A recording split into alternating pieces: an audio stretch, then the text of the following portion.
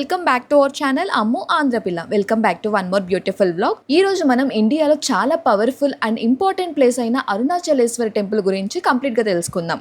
ఈ టెంపుల్ ని అన్నమలై అని కూడా పిలుస్తారు. ఇది తమిళనాడు స్టేట్ లో ఉన్న తిరువన్నమలై అనే సిటీలో అరుణాచల కొండ కింద ఉంది.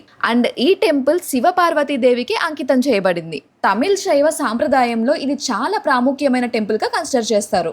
ఇంకా ముఖ్యంగా చెప్పాలి అంటే ఇది పంచభూత లింగాల్లో ఒకటి. అంటే మన ప్రకృతిలో ఉన్న 5 భూతాల్లో అగ్నితత్వాన్ని ప్రాతినిధ్యం చేసే టెంపుల్ ఇది. అందుకే ఇక్కడ ఉన్న లింగంని అగ్నిలింగం అని పిలుస్తారు. అరుణాచల కొండని కూడా శివ స్వరూపంగా భావిస్తారు.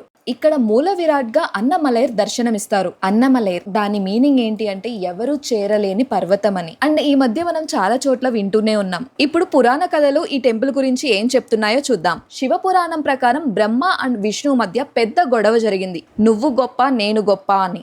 అప్పుడు వాళ్ళిద్దరి గొడవకి పరిష్కారంగా శివుడు జ్యోతిర్లింగం రూపంలో అనంతమైన అగ్ని వెలుగు కాంతి స్తంభంగా అవతరించాడు. అది 3 లోకాలకు అవధులు దాటి వ్యాపించింది. ఆ తర్వాత శివుడు బ్రహ్మ విష్ణువులకి నా మొదలు చివర కనుక్కోమని చెప్పేసి చెప్తాడు శివుడు. ఆ విష్ణువు వరాహ రూపంలో ఆ లింగం అడుగు భాగాన్ని వెతుకుతూ భూమి లోపలికి వెళ్తాడు. ఇంకా బ్రహ్మ హంస రూపాన్ని ధరించి ఆ లింగం శిఖరాన్ని అందుకోవటానికి పైకి ఎగిరిపోతాడు. విష్ణువు ఎంత దూరం వెళ్ళినా కూడా ఆ మొదలు కనుక్కోలేక వెనక్కి తిరిగి వచ్చేసి నిజం చెప్తాడు, నేను కనుక్కోలేను అని చెప్పి. కానీ బ్రహ్మ మాత్రం అలా కాదు. మొదలు చివర తెలుసుకోలేకపోయినా కూడా వచ్చి శివునికి అబద్ధం చెప్తాడు. బ్రహ్మ చెప్పిన ఆ అసత్యం శివుడికి ఆగ్రహాన్ని కలిగించింది. ఫలితంగా శివుడు బ్రహ్మని శపిస్తూ భూమిపై అతనికి పూజలు జరగవు అని చెప్పేసి చెప్తాడనమాట. అందుకే మనం బ్రహ్మకి భూమిపైన పూజలు చేయము. అలాగే విష్ణువు నిజాయితీగా ఒప్పుకోవడం వల్ల శాశ్వతంగా నీకు పూజలు చేస్తారు భక్తులు అని చెప్పేసి శివుడు చెప్తాడు. సో అలా శివుడు తిరువన్నమలైలో అరుణాచల కొండపైన అగ్ని రూపంలో అవతరించాడు. ఇంకా కొండ అడుగున లింగం రూపంలో స్థిరపడ్డాడు అని పురాణాలు చెబుతున్నాయి. ఇంకో హిందూ పురాణ కథ ప్రకారం ఏంటంటే పార్వతీదేవి శివుని ఐస్ ఒకసారి క్లోజ్ చేసిందంట. అప్పుడు ప్రపంచమంతా చీకటిమయమైపోయింది. ఆ తర్వాత శివుడు 3వ కన్ను తెరిచి ప్రపంచానికి వెలుతురునిచ్చాడు. అప్పుడు పార్వతీదేవి తన తప్పును తెలుసుకొని క్షమించమని శివయ్యను కోరింది. కానీ ఆ మిస్టేక్ ని శివుడు యాక్సెప్ట్ చేయలేదు. పార్వతీదేవిని అరుణాచలం వెళ్లి తపస్సు చేయమని చెప్పాడు. అలా అరుణాచలం వెళ్లి పార్వతీదేవి తపస్సు చేస్తూ ఉండగా మహిషాసురుడు వచ్చి డిస్టర్బ్ చేస్తాడు. అప్పుడు పార్వతీదేవి దుర్గా రూపంలో వచ్చి మహిషాసురుడిని చంపేస్తుంది. తర్వాత శివుడు తనని యాక్సెప్ట్ చేస్తాడు. శివుడు జ్యోతిర్లింగ రూపంలో అవతరించిన సంఘటనను అలాగే పార్వతీదేవిని మళ్లీ స్వీకరించిన సందర్భాన్ని స్మరించేందుకు కార్తీక దీపం ఫెస్టివల్ ని సెలబ్రేట్ చేసుకుంటాం. తర్వాత ముస్లిం రూలర్స్, ఫ్రెంచ్, బ్రిటిష్ రూల్ లో కూడా టెంపుల్ సర్వైవ్ అయింది. ఇండిపెండెన్స్ తర్వాత Tamil Nadu government HRC department manage చేస్తుంది. 20th సెంచరీలో రమణ మహర్షి వల్లనే ఈ ప్లేస్ వరల్డ్ వైడ్ ఫేమస్ అయింది. ఇంకా రిలీజియస్ ఇంపార్టెన్స్ గురించి చూస్తే ఇందాక ఆల్రెడీ చెప్పాను కదా, పంచభూత లింగాల్లో ఇది కూడా ఒకటి అగ్నిలింగం. అండ్ ఈ ప్లేస్ ని మోక్ష స్థలంగా కూడా పిలుస్తారు. రమణ మహర్షి, శేషాద్రి స్వామిగల్ లాంటి వారు కూడా ఇక్కడ మోక్షం పొందారు అని చెప్తారు. టెంపుల్ స్ట్రక్చర్ చాలా గ్రాండ్ గా ఉంటుంది. టోటల్ 25 acres లో అయితే స్ప్రెడ్ అయి ఉంటుందని చెప్పాను కదా. 4 వైపులా కూడా 4 గోపురాలు ఉంటాయి. ఈస్ట్ సైడ్ ఏమో Rajagopuram, south side Tirumanjana, west side పే గోపురం, నార్త్ సైడ్ అమ్మన్ గోపురం. అండ్ టెంపుల్ లో 5 ప్రకారాస్ ఉంటాయి. అంటే 5 ఆవరణాలు ఉంటాయి. ప్రతి ప్రకారంలో ఒక నంది స్టాచ్యూ అనేది కంపల్సరీ ఉంటుంది. గర్భగుడిలో అన్నమలైర్ లింగం ఈస్ట్ ఫేసింగ్ లో ఉంటుంది. ఉన్నమలై అమ్మన్ టెంపుల్ 2వ ఆవరణంలో ఉంటుంది. టెంపుల్లో దుర్గా, నటరాజ, దక్షిణమూర్తి, భైరవ, సుబ్రహ్మణ్యేశ్వర స్వామి లాంటి చాలా దేవతలు ఉంటారు. పాతాళ లింగం ప్లేస్ లో రమణ మహర్షి తపస్సు చేస్తూ ఉంటారు అని నమ్ముతారు. డైలీ 6 times పూజలు జరుగుతూ ఉంటాయి కదా. ప్రతి పూజలో అభిషేకం, అలంకారం, నైవేద్యం, దీపారాధన అన్ని ఉంటాయి. Monday and Friday special. ఇక్కడ ప్రదోషం, అమావాస్య, పౌర్ణమి రోజుల్లో స్పెషల్ పూజలు జరుగుతాయి. ఫెస్టివల్స్ అన్నిట్లో బిగ్గెస్ట్ ఫెస్టివల్ కార్తీక దీపం. 10 days ఈ ఫెస్టివల్ జరుగుతుంది. లాస్ట్ డే కొండపైన దీపం వెలిగిస్తారు. ఇది చోళా పీరియడ్ నుండి ఈ ట్రెడిషన్ ఉంది. ప్రతి పౌర్ణమి రోజు భక్తులు నడకదారిన 14 kilometers గిరి ప్రదక్షిణ చేస్తారు. ఇప్పుడు గిరి ప్రదక్షిణ గురించి డీటెయిల్ గా చూద్దాం. ఈ గిరి ప్రదక్షిణని మనం కాలి నడకతో చెప్పులు లేకుండా చేయాలి. టోటల్ గా డిస్టెన్స్ 14 kilometers ఉంటుంది. ఇక్కడ మనకి 8 మెయిన్ లింగాలు ఉంటాయి. ఇంద్ర, అగ్ని, యమ, నైరుతి, వరుణ, వాయు, కుబేర, ఈశాన్య వీటిని తప్పకుండా దర్శనం చేసుకోవాలి. వీటితో పాటు సూర్య చంద్ర లింగాలు కూడా ఉంటాయి, వాటిని కూడా దర్శనం చేసుకోవాలి. అండ్ హెవీ లగేజ్ అయితే క్యారీ చేయకండి. ఈ గిరి ప్రదక్షిణలో కొన్ని టిప్స్ కూడా చెప్తాను. హెవీ లగేజ్ అయితే క్యారీ చేయకండి. అసలు మార్నింగ్ టైంలో హీట్ ఎక్కువ ఉంటుంది కాబట్టి 9 లోపు ఫినిష్ చేసుకోవడం అయితే బెటర్. లేకపోతే ఈవినింగ్ 4 తర్వాత స్టార్ట్ చేయండి. పౌర్ణమి రోజు క్రౌడ్ ఎక్కువ ఉంటుంది, కానీ ఆ రోజునే చేయాలి అని రూల్ ఏం లేదు. భక్తి ఇంపార్టెంట్ అంతే.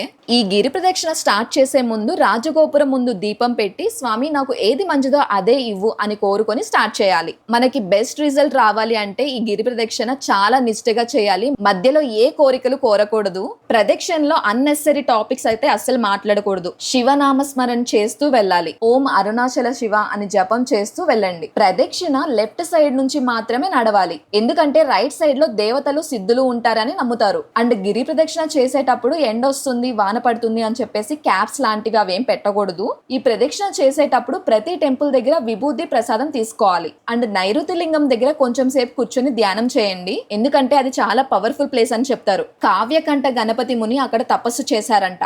అండ్ ఈ ప్రదక్షిణలో భక్త కన్నప్ప టెంపుల్ కూడా ఉంటుంది, అది నిత్యానంద స్వామి ఆశ్రమం పక్కన ఉంటుంది. అండ్ దుర్వాస మహర్షి టెంపుల్ దగ్గర వివాహం అవ్వని వాళ్ళు, సంతానం లేని వాళ్ళు కోరికలు కోరుకుంటారంట, అది చాలా పాపులర్ ప్రాక్టీస్. ఆది అన్నమలై టెంపుల్లో శివలింగం బ్రహ్మ ప్రతిష్ఠ చేశాడు అని నమ్ముతారు, అక్కడ కూడా ఒకసారి దర్శనం చేసుకోండి. అండ్ ప్రదక్షిణ టైంలో సాధువులకి హెల్ప్ చేయండి. చిన్న అన్నదానం చేసినా కూడా చాలా పుణ్యం అని చెప్తూ ఉంటారు కదా, సో కుదిరితే హెల్ప్ చేయండి. సిద్ధులు సాధు రూపంలో ఉంటారు అని చెప్తారు. అండ్ ఈ గిరి ప్రదక్షిణ అనేది రేస్ కాదు, స్లోగా నిదానంగా నడవాలి. ఆల్సో ప్రదక్షిణ అయిన తర్వాత ఇమీడియట్ గా కాళ్ళు కడగకూడదు, కొంచెం టైం శివనామస్మరణ చేస్తూ తర్వాత రెస్ట్ తీసుకోవాలి. ఇప్పుడు అరుణాచల శివనామాల గురించి తెలుసుకుందాం. టోటల్ గా 89 నేమ్స్ ఉంటాయి. ఈ నేమ్స్ ని గౌతమ మహర్షి శివయ్య స్వయంగా చెప్పారు అని నమ్ముతారు. ఈ శివనామస్మరణం చేస్తే అక్కడ మంచి ఫలితం ఉంటుంది అని చెప్తారు. ఇప్పుడు రమణ మహర్షి గురించి తెలుసుకుందాం. టెంపుల్ నుండి అప్రాక్స్ గా 2 కిలోమీటర్స్ డిస్టెన్స్ లో ఉంటుంది. అక్కడ ఫారిన్ డివోటీస్ ఎక్కువ ఉంటారు. ఈవినింగ్ టైమ్స్ లో ప్రేయర్స్ చాలా పీస్ఫుల్ గా ఉంటాయి. రమణ మహర్షి సమాధి, కౌ లక్ష్మి సమాధి, డాగ్ సమాధులు ఉంటాయి. లైబ్రరీలో బుక్స్ కూడా అవైలబుల్ గా ఉంటాయి. అండ్ స్టే కోసం ముందే బుకింగ్ చేసుకోవాలి.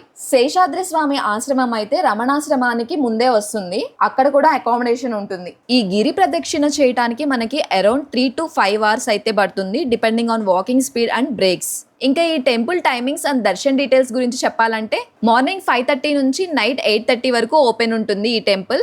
Saturdays, Sundays, full moon days and other special occasions రోజు darshan timings may extend until 7:45 PM. And as usual గా ఫ్రీ దర్శన్ అవైలబుల్ లో ఉంటుంది మనకి. స్పెషల్ దర్శన్ కి అయితే 50 to 100 రూపీస్ ఛార్జ్ చేస్తారు.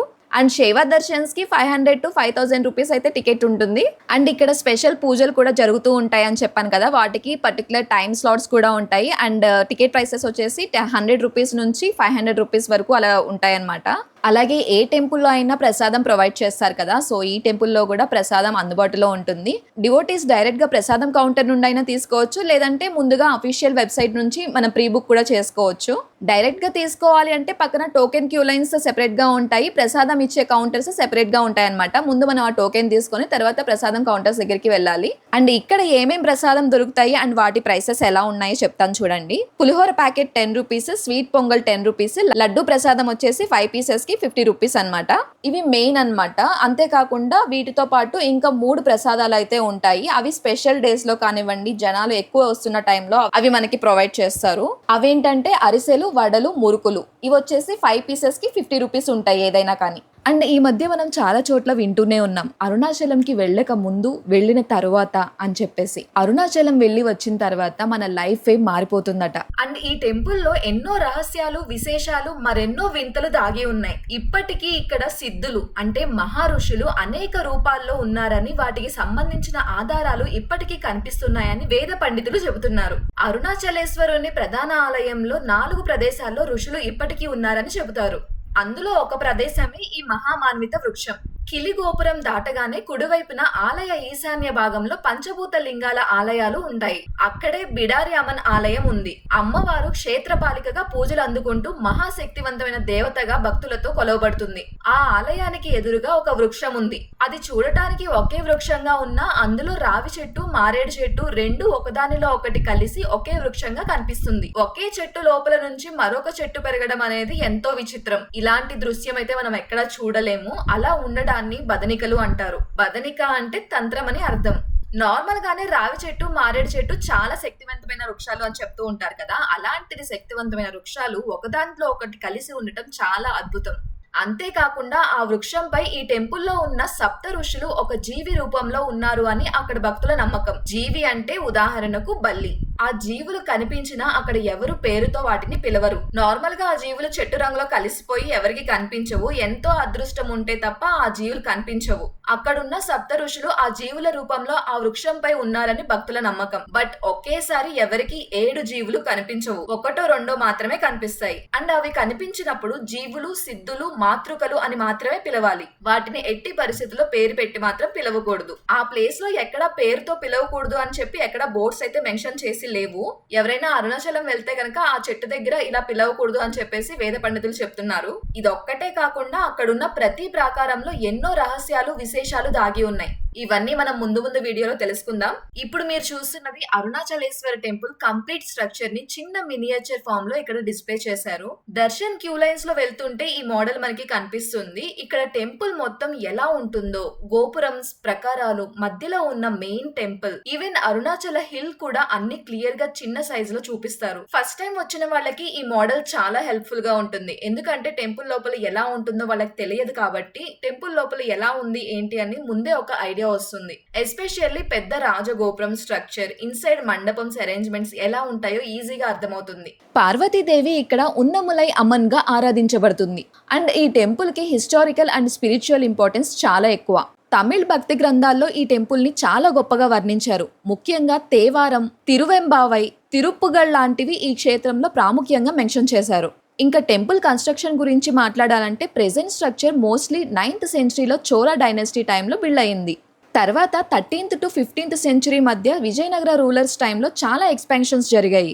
ఈ టెంపుల్ టోటల్ గా 10 hectares ఏరియాలో స్ప్రెడ్ అయి ఉంటుంది. ఇండియాలో బిగ్గెస్ట్ టెంపుల్ కాంప్లెక్సెస్ లో ఇది కూడా ఒకటి.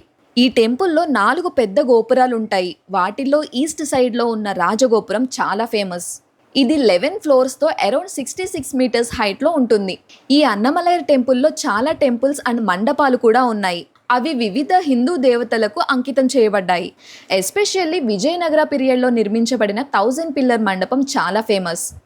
ఈ అరుణాచలం టెంపుల్లో డైలీ 6 times పూజలు జరుగుతూ ఉంటాయి. మార్నింగ్ 5:30 నుంచి నైట్ 10 వరకు ఈ రిచువల్స్ కంటిన్యూ అవుతాయి. ఇయర్లో 12 మేజర్ ఫెస్టివల్స్ సెలబ్రేట్ చేస్తారు. వాటిలో బిగ్గెస్ట్ ఫెస్టివల్ కార్తీక దీపం. ఇప్పుడు ఈ టెంపుల్ నేమ్ మీనింగ్ గురించి చూద్దాం. అన్నమలై అనే వర్డ్ టెంపుల్లో 2 words నుంచి వచ్చింది.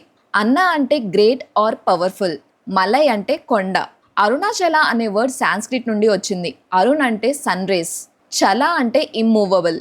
ఆ శివయ్య అగ్ని స్తంభంలాగా ప్రకాశిస్తాడు అని నమ్ముతారు. అందుకే ఈ పేరు వచ్చింది.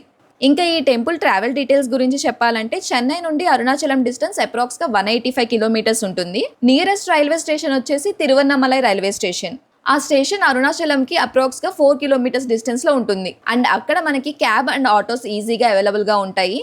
సో ఫ్రెండ్స్, అరుణాచలం టెంపుల్ గురించి కంప్లీట్ ఇన్ఫర్మేషన్ అయితే మీకు ప్రొవైడ్ చేశాను అని అనుకుంటున్నాను. ఇంకా మీకు ఏమైనా డౌట్స్ ఉంటే కనుక కింద కమెంట్ చేయండి. నేను సెపరేట్ వీడియో చేస్తాను దానికోసం. అండ్ ఈ అరుణాచలం టెంపుల్ని లైఫ్లో ఒక్కసారైనా విజిట్ చేయాల్సిన ప్లేస్ అని చెప్తూ ఉంటారు. మీరు కూడా కుదిరితే ఒకసారి విజిట్ చేసేయండి. అండ్ మోర్ ఓవర్ గిరి ప్రదక్షిణ అనేది మెయిన్. ఇక్కడ చాలా మంది పౌర్ణమి రోజుల్లో చేస్తూ ఉంటారు. ఓం అరుణాచల శివ అని శివనామస్మరణ చేస్తూ ప్రదక్షిణాలు చేస్తే చాలా మంచి జరుగుతుంది అని చెప్తారు. సో ఇది గైస్ ఇవాల్టి మన అరుణాచలం టెంపుల్ బ్లాగ్. ఈ వీడియో మీకు నచ్చితే please do like, share and subscribe to our channel Ammu Andhra Pilla. మరిన్ని ఇంట్రెస్టింగ్ వీడియోస్తో మళ్ళీ ముందుంటాను. Until then bye. Thanks for watching.